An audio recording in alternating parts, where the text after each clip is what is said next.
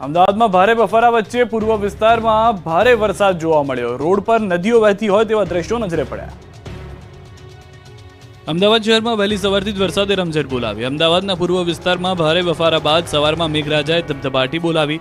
1 inch વરસાદ પડતા Biratnagar, Odhav, Rakhial, Saraspur, Bapunagar, Gomtipur, CTM, Amraiwadi, Nikol, Kathwada, Memco, Sejpur સહિતના વિસ્તારોમાં પાણી ભરાયા। પાણી ભરાવાને કારણે નાગરિકોને ભારે હાલાકીનો સામનો કરવો પડ્યો। સરસપુરમાં નૂતન મિલ રોડ પર પાણી ભરાતા લોકોને સવારમાં હાલાકી થઈ। રોડ જાણે નદી વહેતી હોય તેવા દ્રશ્યો સાથે જોવા મળ્યો। તો સરસપુર વિસ્તારમાં અનિલ સ્ટાર્ચ મિલ રોડ થયો જળમગ્ન। રોડ પર જાણે નદી વહેતી હોય તેવા દ્રશ્યો જોવા મળ્યા। લોકોના ઘરોમાં વરસાદી પાણી પહોંચતા લોકોના જીવ તાળવે ચોંટી ગયા। તંત્રના પાપે 1 ઇંચ વરસાદમાં પ્રજાને ભારે હાલાકી થઈ। અમદાવાદના નિકોલના હાલ પણ બેહાલ થઈ ગયા। નિકોલ વિસ્તાર દરિયો બની ગયો।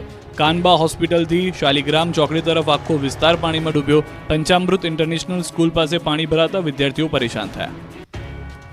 ભાવનગર પંથકમાં બીજા દિવસે પણ મેઘાએ ભૂક્કા બોલાવ્યા। ભાવનગર શહેર અને ગામડાઓમાં બીજા દિવસે પણ મેઘરાજાએ ભૂક્કા બોલાવ્યા છે। ભાવનગર શહેર અને ગ્રામ્યમાં સવારથી વાદળછાયું વાતાવરણ હતું। ભારે બફારાથી લોકો ત્રાહિમામ પુકારી ઉઠ્યા। બપોર થતાં વાતાવરણમાં પલટો આવ્યો। વરસું થતા વાદળો અંતે વરસી જ પડ્યા। એવા વરસ્યા કે આખું શહેર અને ગામ પાણી થઈ ગયું। શિહોર પંથક, વરલ, ટાણા, થોરાળી, રામગઢ, બેકડી, થાળા સહિત ગામોમાં વરસાદ પડ્યો। વરસાદી માહોલથી શહેરીજનો અને ખેડૂતોમાં ખુશી છવાઈ। અમરેલીના જાફરાબાદ શહેર અને ગ્રામ્ય વિસ્તારમાં ગાજવીજ સાથે વરસાદ પડ્યો। દુધાળા સહિત ગામડામાં વરસાદ પડ્યો। પીપાવાવ પોર્ટ વિસ્તારમાં વરસાદ પડતા રોડ પાણી થયા। ભાવનગર શહેર સહિત જિલ્લાના વાતાવરણમાં પલટો આવ્યો છે। અસહ્ય બફારા બાદ વરસાદ વરસ્યો છે। શહેર સહિત પંથકના ગ્રામ્ય વિસ્તારોમાં મેઘરાજાનું આગમન થયું છે। વરસાદ વરસતા શહેરીજનો અને ખેડૂતોમાં ખુશીની લહેર છે। સતત બીજા દિવસે ધોધમાર વરસાદ ખાબક્યો છે। પંથકના ગામોમાં વીજળીના કડાકા ભડાકા સાથે વરસાદ વરસી રહ્યો છે। આસપાસના વિસ્તારોમાં, ગ્રામ્ય વિસ્તારોમાં તો વરસાદ થયો, પરંતુ સાંજ થતાની સાથે જ અનેક શહેરના વિસ્તારોમાં પણ ભારે વરસાદની શરૂઆત થઈ ગઈ છે। ભાવનગરના દ્રશ્યો જોઈ રહ્યા છો। વાતાવરણમાં પલટો આવ્યો અને ધોધમાર વરસાદ શરૂ થયો।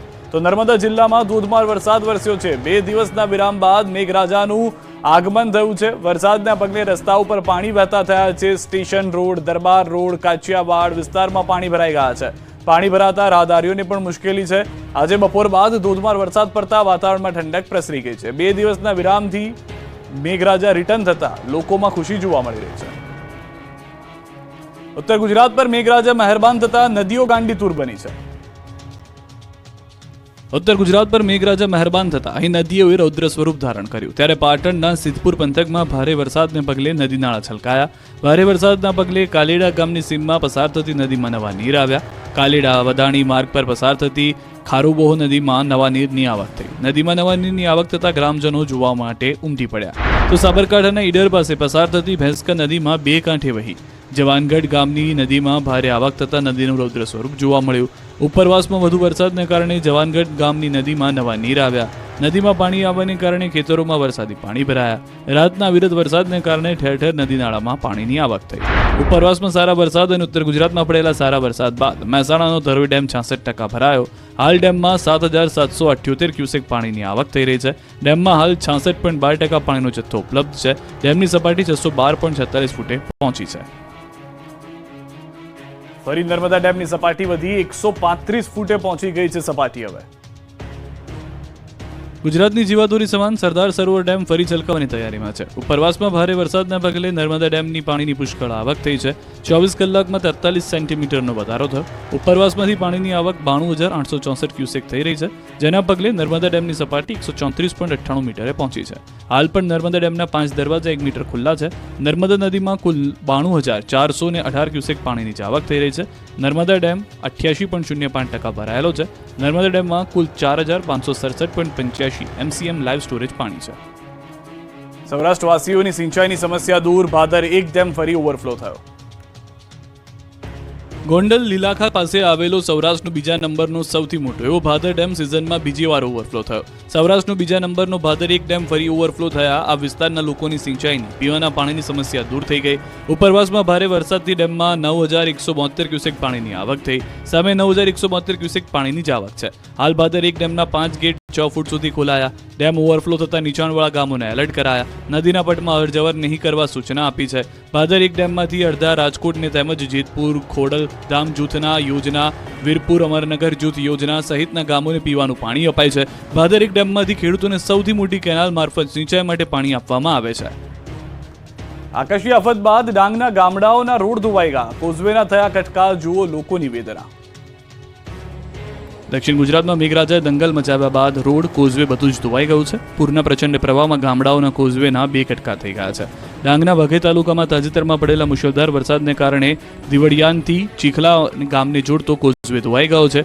કોઝવે ધોવાતા વાહન વ્યવહાર બંધ થયો છે, જેથી રોજિંદા કામકાજ અર્થે જતા વિદ્યાર્થીઓ, પશુપાલકો, ખેડૂતો ભારે હાલાકી વેઠી રહ્યા છે.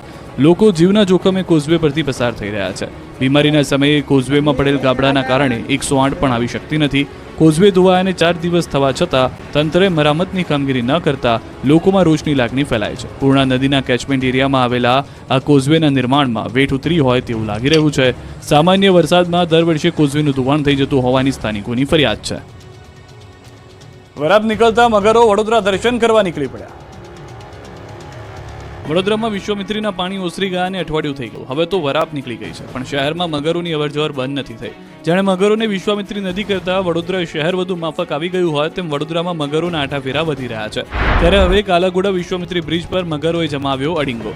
9 ફૂટ લાંબો મગર દેખાતા રાહદારીઓમાં ફફડાટ વ્યાપી ગયો. મગર દેખાતા ટ્રાફિક પણ જામ થયો. છેલ્લા 2 દિવસથી મગર બ્રિજ પર આવવા પ્રયાસ કરતો હતો. આખરે મગર બ્રિજ પર આવી ચડતા તેનું રેસ્ક્યુ કરાયું. મગરનું રેસ્ક્યુ કરવા માટે બ્રિજ પરનો વાહન વ્યવહાર બંધ કરવો પડ્યો. આ પહેલા 9 ફૂટ લાંબો મગર EME ટેમ્પલ ગ્રાઉન્ડમાં ઘૂસ્યો હતો, જે અંગેનો કોલ મળતાની સાથે જ વન વિભાગની ટીમ રેસ્ક્યુ કરવા માટે પહોંચી ગઈ.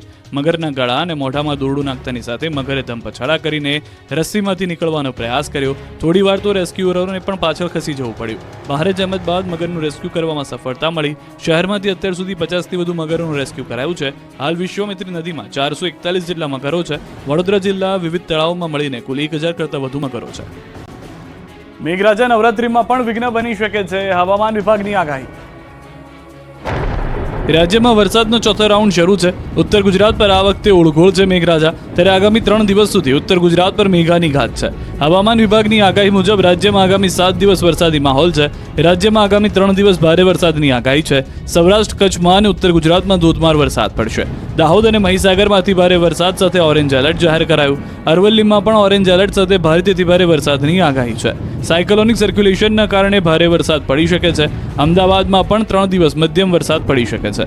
તો મેઘરાજા નવરાત્રીમાં પણ વિઘ્ન બની શકે છે. નવરાત્રીમાં પણ હવામાન વિભાગે વરસાદની શક્યતા વ્યક્ત કરી. અમદાવાદ પાલનપુર હાઈવે પર 1.5 કિલો સોનાની લૂંટ. નાસ્તો કરવા ગયા અને સોનું ગાયબ. અમદાવાદ પાલનપુર હાઈવે પર 1.5 કિલો સોનાની લૂંટ થતા સનસનાટી મચી ગઈ. 1.5 કિલોથી વધુના સોનાની લૂંટ થઈ. હાઈવે પર ઊભી રહેલી બસમાંથી અચાનક જ 2 અજાણ્યા શખ્સોએ સોનું ભરેલી બેગની ઉઠાંતરી કરી. લૂંટ કરવાની વિગતો સામે આવતા જ એસપી અને એલસીબીનો કાફલો ઘટના સ્થળે દોડી આવ્યો. અમદાવાદનો આગળિયા પેઢીનો કર્મચારી રાજસ્થાન સોનું આપવા જઈ રહ્યો હતો. અમદાવાદથી રાજસ્થાન જતી બસમાં કર્મચારી સોનાની બેગ લઈને જઈ રહ્યો હતો. એ દરમિયાન અમદાવાદ પાલનપુર હાઈવે પર છાપીના ભરકાવાડાના પાટિયા પાસે બસે હોલ્ડ કર્યો હતો, જેથી કર્મચારી નાસ્તો કરવા માટે શ્રીરામ નામની હોટલમાં ગયો હતો.